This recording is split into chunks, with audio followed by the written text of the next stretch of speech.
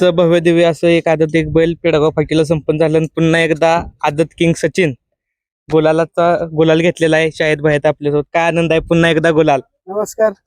काय हे चाहत्यांचं प्रेम आशीर्वाद आणि ते सचिनला लाभला आणि सलग आता सचिन घेतल्यापासून मला वाटतंय 6 नंबर आहेत पेडगाव पुशेगाव सहित. पुशेगावचा ओरिजिनल हिंद केसरीचे सहित ही 6 नंबर आहे आणि वडकीचं 2 नंबरचा मानकरी. असं 7 मैदान झाले त्याची. 7 मध्ये 6 नंबर आणि 2 नंबरचा गुलाल आहे. म्हणजे घेतल्यापासून कंटिन्यू गुलाल आहे. बरडच्या मैदानापासून तो कंटिन्यू 1 नंबर मध्ये आहे.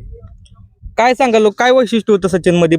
पहिल्यांदा कसं बघितलं होतं सचिनला? कारण आता पळतोय, सगळ्यांना माहित आहे सचिन कोण आहे, पण तुम्ही जेव्हा पहिल्यांदा बघितलं होता तेव्हा काय होतं सचिनचं ज्यावेळेस पहिल्यांदा आलता आपल्या भागात, ते म्हणजे आपण ज्याच्याकडून बैल घेतला होता देवा म्हणून, त्याच मालकाने मला एक म्हणजे कॉल आलता की भाई आपल्या देवाच्या जोडीला एक पळणारा नंदी एक वासरू आहे आणि ते आपल्याला घ्यायचं आहे.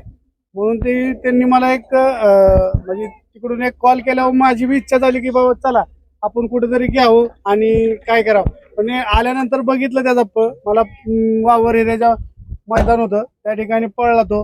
मला अतिशय त्याचा चांगला वाटला. त्या क्षणी सचिनचा व्यवहार फायनल करून खरेदी केला. महत्वाचं आज पल्ला जास्त होता. अनेक जण बोलले होते कमी पल्ल्याला सचिन पळतो, पण आज सचिननं दाखवून दिलं की बाबा त्याचा फाटी किती पण असू दे तेवढाच पळणार तो. सचिन आता वाडकीचा असू द्या, पुशेगावचं हिंद केसरीचं मैदान असू, 1000 फूट पल्ल्यात त्याने त्याची कुवत दाखवून दिलेली आहे आणि तो काय आहे तो चांगल्या त्याच्या चाहत्यांना त्यांनी आज बी सगळ्यात मोठं उत्तर त्यांनी चाहत्यांना दिलं. आजचं नियोजन कसं काय झालं होतं? कारण आजचं नियोजन अचानक काल दुपारी झालं. मला ते विकास जगदाळे सरांचा फोन कॉल आला, भाई उद्या कसं नियोजन आहे. का तर परवा दिवशी माळशिरस आपल्या विजोरीच्या मैदानाला लक्ष आणि सचिनची जोड पळाली होती.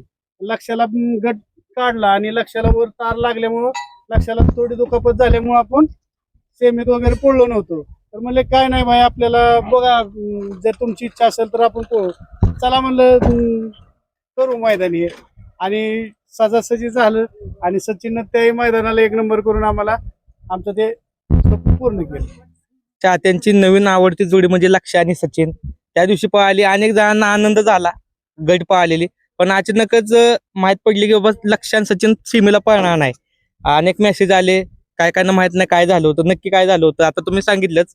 पण ज्यावेळेस गटाला पळून आला, पुढं गाडी पुढे पळून आली, त्यावेळेस समोर एक तार कंपाऊंड होतं. त्या तार कंपाऊंड मध्ये लक्षाची गाडी न आवरल्यामुळे लक्षाचा पाय त्या तारात अडकला आणि त्या पायाच्या ठिकाणी ताराची थोडी इजा झाली होती त्याला.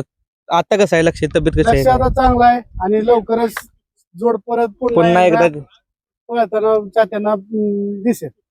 लक्ष पोहते, पण ते टीमचं तेवढंच योगदान असते लक्ष सोबत. आता पण बघितलं फायनलला पोहून आल्यानंतर गाडी खूप लांब गेली होती. आता पण गाडी मला वाटतं एक 2-2.5 किलोमीटर लांब गेलेली होती. तरी कुठलीच गाडी राहिली नव्हती इथं. गाड्या म्हणजे दिसत नव्हत्या इतक्या लांब गाड्या गेलेल्या होत्या. टीम बद्दल काय सांगाल? कारण कायम सोबत असतात आणि सगळं बघतात. सचिनचा देवा असो किंवा अनेक नंदी आहेत तुमच्यापाशी. टीमचं खरं इतकं कौतुक कमी आहे. आता ते छोटा मुलगा जो गाडी धरतो शिवतेज आणि आमचा मल्लू, मला वाटतंय 2 किलोमीटर हे पळत गेलेत गाडी पाठीमाग.